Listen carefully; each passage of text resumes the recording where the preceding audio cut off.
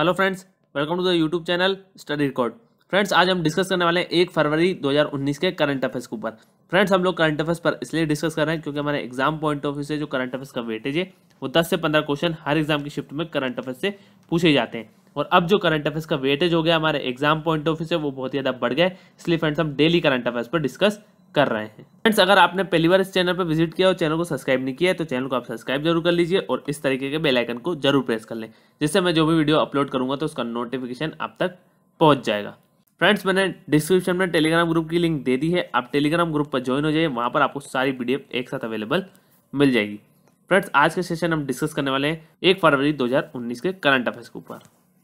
Last video में हमने quiz के क्वेश्चन को देखा था, उसका आंसर मैं आज डिस्कस करना था। तो क्विज का क्वेश्चन था, हाल ही में कौन सा देश दुनिया का दूसरा सबसे बड़ा इस्पात उत्पादक बन गया है? तो फ्रेंड्स, इसका आंसर है option number B, Bharat. Bharat इसका राइट आंसर हो जाएगा। ऑप्शन नंबर बी इसका राइट आंसर हो जाएगा। भारत ने दुनिया के दूसरे सबसे बड़े इस्पात उत्पादक के रूप में जापान को पीछे छोड़ा है और चीन 51% से अधिक उत्पादन के साथ कच्चे इस्पात का सबसे बड़ा उत्पादक है। तो सबसे बड़ा पहले नंबर पर कौन सा है? चीन है। नेक्स्ट भारत। ठीक है फ्रेंड्स, तो ये आपको याद रखना है। और चीन का कच्चा इस्पात उत्पादन 2018 में 6.6% बढ़कर 928.3 मिलियन टन हो गया, जो 2017 में 870.9 मीट्रिक टन था। ठीक है फ्रेंड्स, बस आपको ये याद रखना है, भारत ने दुनिया के दूसरे सबसे बड़े इस्पात उत्पादक के रूप में जापान को पीछे छोड़ दिया है और चीन 51% से अधिक उत्पादन के साथ कच्चे इस्पात का सबसे बड़ा उत्पादक है। ठीक है फ्रेंड्स, तो ये आपको याद रखना है। चलिए अब स्टार्ट करते हैं हमारा आज का सेशन। फर्स्ट पॉइंट है, हाल ही में केंद्रीय मानव संसाधन विकास मंत्री प्रकाश जावड़ेकर ने कहाँ राष्ट्रीय संग्रहालय संस्थान के नए परिसर का उद्घाटन किया? तो फ्रेंड्स, इसका answer option number D, Noida. Noida इसका राइट आंसर हो जाएगा। ऑप्शन नंबर डी इसका राइट आंसर हो जाएगा। केंद्रीय मानव संसाधन विकास मंत्री प्रकाश जावड़ेकर ने नोएडा में राष्ट्रीय संग्रहालय संस्थान के नए परिसर का उद्घाटन किया और इस 3 एकड़ में फैले परिसर की आधारशिला 31 जनवरी 2015 को रखी गई थी। तो ये भी आपको याद रखना है। और इस परिसर में 4 नए पाठ्यक्रम अर्थात पुरातत्व, पालियोग्राफी, एपिग्राफी और न्यूमिज्माटिक्स, संरचनात्मक संरक्षण और सांस्कृतिक और विरासत प्रबंधन के शुरू होने की उम्मीद है। तो बेसिकली आपको याद रखना है, केंद्रीय मानव संसाधन विकास मंत्री प्रकाश जावड़ेकर ने नोएडा में राष्ट्रीय संग्रहालय संस्थान के नए परिसर का उद्घाटन किया। अब फ्रेंड्स, इसका आंसर नोएडा है। तो नोएडा कहाँ पर है? यूपी में। तो यूपी से रिलेटेड जो रिसेंटली करंट अफेयर्स रहे वो भी हम एक बार देख लेते हैं। भारतीय वायुसेना और जापानी एयर सेल्फ डिफेंस फोर्स ने आगरा में अपना वायु अभ्यास शिन्यू मैत्री 2018 शुरू किया। नेक्स्ट है, शिपिंग मंत्रालय ने वाराणसी में एक मालवाड़ा गांव को मंजूरी दी। नेक्स्ट है, उत्तर प्रदेश मंत्रिमंडल ने बुंदेलखंड और पूर्वांचल के लिए विकास बोर्ड गठित करने के लिए अपनी मंजूरी दी।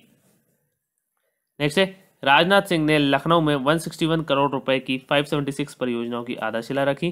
नेक्स्ट है, केंद्रीय गृह मंत्रालय ने इलाहाबाद का नाम बदलकर प्रयागराज करने के उत्तर प्रदेश सरकार के प्रस्ताव को मंजूरी दी है।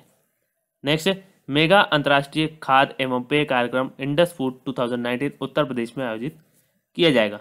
नेक्स्ट है, प्रधानमंत्री नरेंद्र मोदी ने आगरा में गंगाजल परियोजना का उद्घाटन किया। नेक्स्ट है, आगरा में भारतीय पेंट सम्मेलन का उद्घाटन किया गया। नेक्स्ट है, प्रधानमंत्री नरेंद्र मोदी वाराणसी में 15वें प्रवासी भारतीय दिवस का उद्घाटन करेंगे।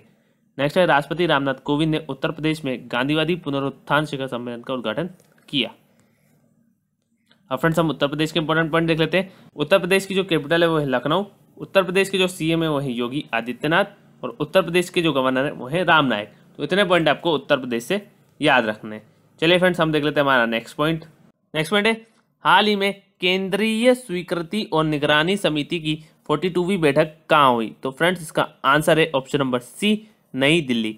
नई दिल्ली इसका राइट आंसर हो जाएगा। ऑप्शन नंबर सी इसका राइट आंसर हो जाएगा। आवास और शहरी मामलों के मंत्रालय ने प्रधानमंत्री आवास योजना के तहत 4,78,670 घरों के निर्माण को मंजूरी दी है और यह मंजूरी नई दिल्ली में आयोजित केंद्रीय स्वीकृति और निगरानी समिति की 42वीं बैठक में दी गई थी। तो ये क्वेश्चन आपको बन सकता है कि केंद्रीय स्वीकृति और निगरानी समिति की 42वीं बैठक कहाँ हुई? तो वो न्यू दिल्ली में हुई है। ठीक है, अब इसका आंसर नई दिल्ली है। तो नई दिल्ली से रिलेटेड जो रिसेंटली करंट अफेयर्स रहे वो हम एक बार देख लेते हैं। 15वां ग्लोबल SME बिजनेस सम्मेलन नई दिल्ली में आयोजित किया गया। नेक्स्ट है, नई दिल्ली में 6ठे युवा नाट्य समारोह के छठे संस्करण का उद्घाटन किया गया। नेक्स्ट है दिल्ली में पूर्व प्रधानमंत्री अटल बिहारी वाजपेयी के स्मारक सदैव अटल का उद्घाटन किया गया। नेक्स्ट है केंद्रीय मंत्री नितिन गडकरी ने नई दिल्ली में नमामि गंगे कार्यक्रम के तहत यमुना कायाकल्प के लिए 11 परियोजनाओं की आधारशिला रखी। नेक्स्ट है दिल्ली पुलिस सभी मलखानों का डिजिटलीकरण करने वाली देश की पहली पुलिस बन गई है। नेक्स्ट है भारतीय पेनोरमा फिल्म महोत्सव नई दिल्ली में आयोजित किया जाएगा। नेक्स्ट है नई दिल्ली में विश्व पुस्तक मेले का उद्घाटन किया गया। नेक्स्ट है नई दिल्ली में स्वामी हरिदास तानसेन संगीत नृत्य महोत्सव का 18वां संस्करण आयोजित किया जाएगा। नेक्स्ट है इंडो नॉर्वेजियन बिजनेस सम्मेलन नई दिल्ली में आयोजित किया जाएगा। नेक्स्ट है रायसीना डायलॉग का चौथा संस्करण नई दिल्ली में शुरू हुआ। नेक्स्ट है व्यापार विकास और संवर्धन परिषद की चौथी बैठक नई दिल्ली में हुई।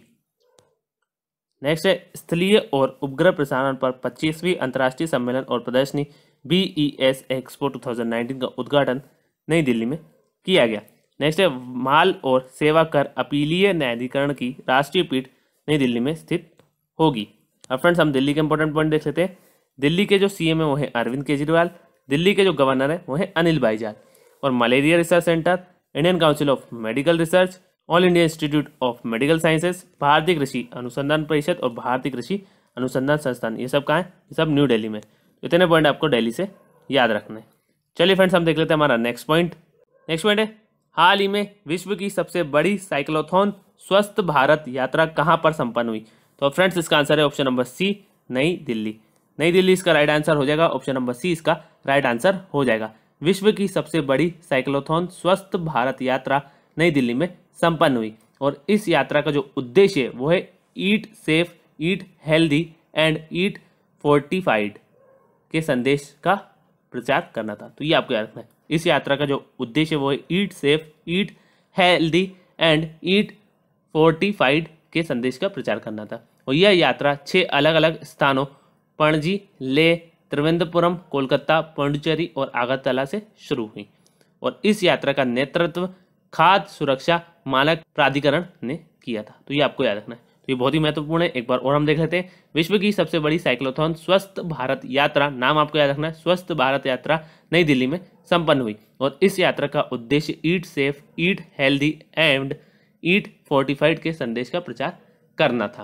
और यह यात्रा 6 अलग अलग स्थानों ले, पणजी, पांडिचेरी, कोलकाता, त्रिवेंद्रपुरम और अगरतला से शुरू हुई, और इस यात्रा का नेतृत्व खाद्य सुरक्षा मानक प्राधिकरण ने किया था। ठीक है फ्रेंड्स, अब इसका आंसर नई दिल्ली है।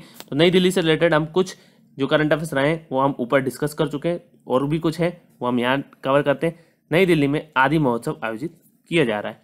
नेक्स्ट है भारत किर्गिज अंतर सरकारी आयोग का 9वां सत्र नई दिल्ली में आयोजित किया गया। नेक्स्ट है नई दिल्ली में इंस्टीट्यूशन इनोवेशन काउंसिल कार्यक्रम शुरू किया गया।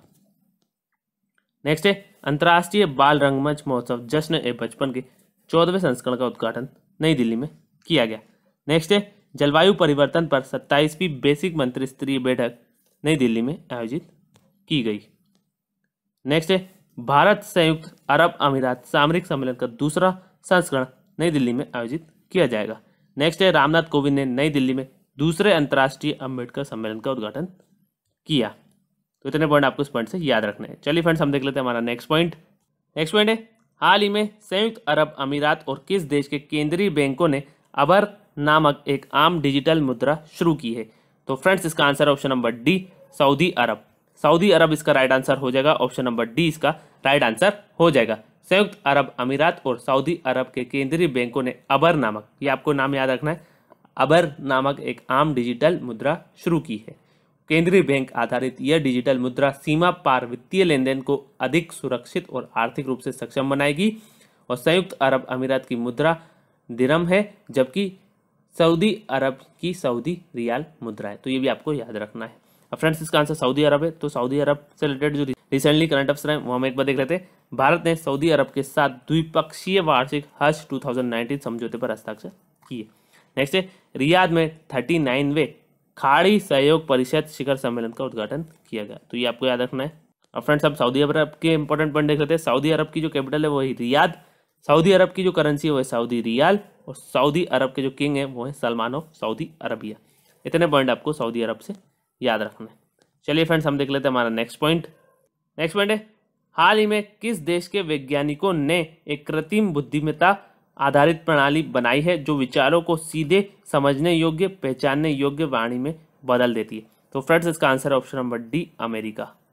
अमेरिका इसका राइट आंसर हो जाएगा। ऑप्शन नंबर डी इसका राइट आंसर हो जाएगा। वैज्ञानिकों ने एक कृत्रिम बुद्धिमत्ता आर्टिफिशियल इंटेलिजेंस आधारित प्रणाली बनाई है जो विचारों को सीधे समझने योग्य, पहचानने योग्य वाणी में बदल देती है। और आर्टिफिशियल इंटेलिजेंस प्रणाली मेजबान व्यक्तियों को संवाद करने की क्षमता हासिल करने में मदद करेगी। और संयुक्त राज्य अमेरिका में कोलंबिया विश्वविद्यालय के शोधकर्ताओं द्वारा इस प्रौद्योगिकी का निर्माण किया गया।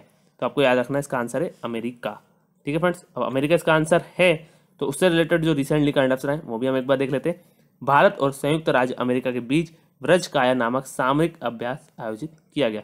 नेक्स्ट है, नेवाडा अपनी विधायिका में कुल महिला बहुमत वाला अमेरिका का पहला राज्य बन गया है। नेक्स्ट है, अमेरिका के वैज्ञानिकों ने अंटार्कटिका से एक टेलीस्कोप को सफलतापूर्वक लॉन्च किया है। अब फ्रेंड्स, हम अमेरिका के इंपॉर्टेंट पॉइंट देख लेते हैं। अमेरिका की जो कैपिटल है वो है वॉशिंगटन डीसी। अमेरिका की जो करेंसी है वो यूनाइटेड स्टेट्स डॉलर। अमेरिका के जो प्रेसिडेंट है वो है डोनाल्ड ट्रंप। इतने पॉइंट आपको अमेरिका से याद रखने। चलिए फ्रेंड्स, हम देख लेते हैं हमारा नेक्स्ट पॉइंट। नेक्स्ट पॉइंट है, हाल ही में किसे नई दिल्ली के विज्ञान भवन में चौथे वार्षिक कार्नोट पुरस्कार के साथ औपचारिक रूप से सम्मानित किया गया? तो फ्रेंड्स, इसका answer option number D, Piyush Goyal. Piyush Goyal इसका राइट आंसर हो जाएगा। ऑप्शन नंबर डी इसका राइट आंसर हो जाएगा।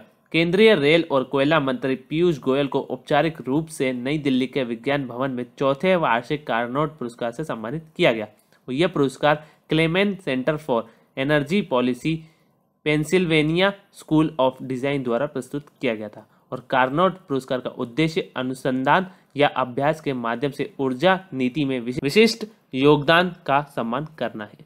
ठीक है फ्रेंड्स, तो एक बार और हम देख लेते हैं। केंद्रीय रेल और कोयला मंत्री पीयूष गोयल को औपचारिक रूप से नई दिल्ली के विज्ञान भवन में चौथे वार्षिक कार्नोट पुरस्कार से सम्मानित किया गया। और यह पुरस्कार Clement centre for energy policy, Pennsylvania school of design द्वारा प्रस्तुत किया गया। और कार्नोट पुरस्कार का उद्देश्य अनुसंधान या अभ्यास के माध्यम से ऊर्जा नीति में विशिष्ट योगदान का सम्मान करना है। ठीक है फ्रेंड्स, चलिए अब देख लेते हैं हमारा नेक्स्ट पॉइंट। नेक्स्ट पॉइंट है, हाल ही में आर.के. सिंह ने केंद्रीय विद्युत अनुसंधान संस्थान की क्षेत्रीय परीक्षण प्रयोगशाला की नींव कहाँ रखी है? तो फ्रेंड्स, इसका answer option number C, Maharashtra. Maharashtra इसका राइट आंसर हो जाएगा। ऑप्शन नंबर सी इसका राइट आंसर हो जाएगा। केंद्रीय ऊर्जा और नवीकरणीय ऊर्जा राज्य मंत्री आर.के. सिंह, तो ये आपको याद रखना है। केंद्रीय ऊर्जा और नवीकरणीय ऊर्जा राज्य मंत्री आर.के. सिंह ने नासिक, महाराष्ट्र में कहाँ पर? नासिक में। तो ये भी आपको याद रखना है। नासिक, महाराष्ट्र में केंद्रीय ऊर्जा अनुसंधान संस्थान के क्षेत्रीय परीक्षण प्रयोगशाला की नींव रखी। और यह प्रयोगशाला राष्ट्रीय और अंतर्राष्ट्रीय मानकों के अनुसार पश्चिमी क्षेत्र में निर्मित विद्युत उपकरणों का परीक्षण और प्रमाणन करेगी। और CPRI विद्युत मंत्रालय, मतलब केंद्रीय ऊर्जा अनुसंधान संस्थान विद्युत मंत्रालय के अधीन एक स्वायत्त निकाय है। ठीक है फ्रेंड्स, तो ये आपको याद रखना है। अब इसका आंसर महाराष्ट्र है। तो महाराष्ट्र से रिलेटेड जो रिसेंटली करंट अफेयर है वो हम एक बार देख लेते हैं। महाराष्ट्र सरकार ने अटल बिहारी वाजपेयी इंटरनेशनल स्कूल शुरू किए हैं। नेक्स्ट है, 12वां वार्षिक भारतीय उप महाद्वीप निर्णय विज्ञान संस्थान सम्मेलन मुंबई में आयोजित किया गया। नेक्स्ट है, भारत ने ईरान के पसरगाद बैंक को मुंबई में एक शाखा खोलने की अनुमति दी। नेक्स्ट है, पार्टनरशिप समिट 2019 का उद्घाटन मुंबई में हुआ। नेक्स्ट है, 9वीं आधुनिक कृषि पर अंतर्राष्ट्रीय सूक्ष्म सिंचाई सम्मेलन महाराष्ट्र में आयोजित किया जाएगा। नेक्स्ट है, भारत रबड़ एक्सपो 2019 के 10वें संस्करण का उद्घाटन मुंबई में किया गया। नेक्स्ट है, प्रधानमंत्री नरेंद्र मोदी ने मुंबई में भारतीय राष्ट्रीय संग्रहालय का उद्घाटन करेंगे। नेक्स्ट है, दूसरे विश्व संतरा महोत्सव का उद्घाटन नागपुर में हुआ। नेक्स्ट है, वस्त्र मंत्रालय मुंबई में तकनीकी वस्त्रों पर राष्ट्रीय सम्मेलन का आयोजन करेगा। नेक्स्ट है, वस्त्र मंत्रालय ने आर्टिसन स्पीक नामक एक कार्यक्रम मुंबई में प्रस्तुत किया। अब फ्रेंड्स, हम महाराष्ट्र के इंपॉर्टेंट पॉइंट देख लेते हैं। महाराष्ट्र की जो कैपिटल है वो है मुंबई। महाराष्ट्र के जो CM है वो है देवेंद्र फडणवीस। महाराष्ट्र के जो गवर्नर है वो है C. विद्यासागर राव। इतने पॉइंट आपको महाराष्ट्र से याद रखने हैं। चलिए फ्रेंड्स, हम देख लेते हैं हमारा नेक्स्ट पॉइंट। नेक्स्ट पॉइंट है, हाल ही में कौन नई दिल्ली से इराक में नजफ के पवित्र शहर के लिए अपनी सेवाओं को फिर से शुरू कर रहा है? तो फ्रेंड्स, इसका आंसर है option number B, Air India. Air India इसका राइट आंसर हो जाएगा, ऑप्शन नंबर बी इसका राइट आंसर हो जाएगा। एयर इंडिया नई दिल्ली से इराक के पवित्र शहर नजफ के लिए अपनी सेवाएं फिर से शुरू कर रही है और यह उड़ान सेवाएं 25 वर्षों के बाद फिर से शुरू हो रही हैं और इन्हें शुरू में सप्ताह में 2 बार संचालित करने योजना बनाई जा रही है। और नजफ एक महत्वपूर्ण तीर्थ स्थान है जिसे शिया मुसलमानों द्वारा पवित्र माना जाता है। तो ये भी आपको याद रखना है। ठीक है फ्रेंड्स, चलिए अब देख लेते हैं हमारा नेक्स्ट पॉइंट। नेक्स्ट पॉइंट है, हाल ही में पश्चिमी नौसेना कमान के flag officer commanding in chief के रूप में किसने पदभार संभाला है? तो फ्रेंड्स इसका आंसर है option number D, Ajit Kumar. Ajit Kumar इसका राइट आंसर हो जाएगा, ऑप्शन नंबर डी इसका राइट आंसर हो जाएगा। वाइस एडमिरल अजित कुमार ने पश्चिमी नौसेना कमान के flag officer commanding in chief के रूप में पदभार संभाला और वाइस एडमिरल अजित कुमार को 1 जुलाई 1981 को भारतीय नौसेना में नियुक्त किया था और वह अपनी पिछली नियुक्ति में नौसेना मुख्यालय नई दिल्ली में नौसेना स्टाफ के उप प्रमुख थे। तो ये भी आपको याद रखना है। तो बेसिकली आपको याद रखना है पश्चिमी नौसेना कमान के flag officer commanding in chief के रूप में अजित कुमार ने पदभार संभाला है। ठीक है फ्रेंड्स, चलिए अब देख लेते हैं हमारा नेक्स्ट पॉइंट।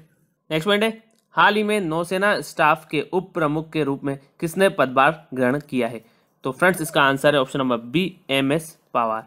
MS पवार इसका राइट आंसर हो जाएगा, ऑप्शन नंबर बी इसका राइट आंसर हो जाएगा। Vice admiral MS Pawar AVSM VSM ने नौसेना स्टाफ के उप प्रमुख के रूप में पदभार ग्रहण किया। तो आपको याद रखना नौसेना स्टाफ के उप प्रमुख के रूप में MS पवार ने पदभार ग्रहण किया है और उनके पास छोटे जहाज़ों से लेकर विमान वाहक तक के विविध प्लेटफॉर्मों पर समुद्र में 25 से अधिक वर्षों का अनुभव है और एडमिरल राष्ट्रीय रक्षा अकादमी खड़कवासला पुणे के पूर्व छात्र हैं और उन्हें 1 जुलाई 1982 को कमीशन किया गया था। ठीक है, बट आपको नाम याद रखना है MS पवार नौसेना स्टाफ के उप प्रमुख के रूप में पदभार ग्रहण किया है इन्होंने। ठीक है फ्रेंड्स, चलिए आज का क्विज का क्वेश्चन देख लेते हैं। आज का क्विज का क्वेश्चन है, हाल ही में नवजात मृत्यु दर कम करने के लिए किस राज्य ने एक विशेष योजना शुरू की है?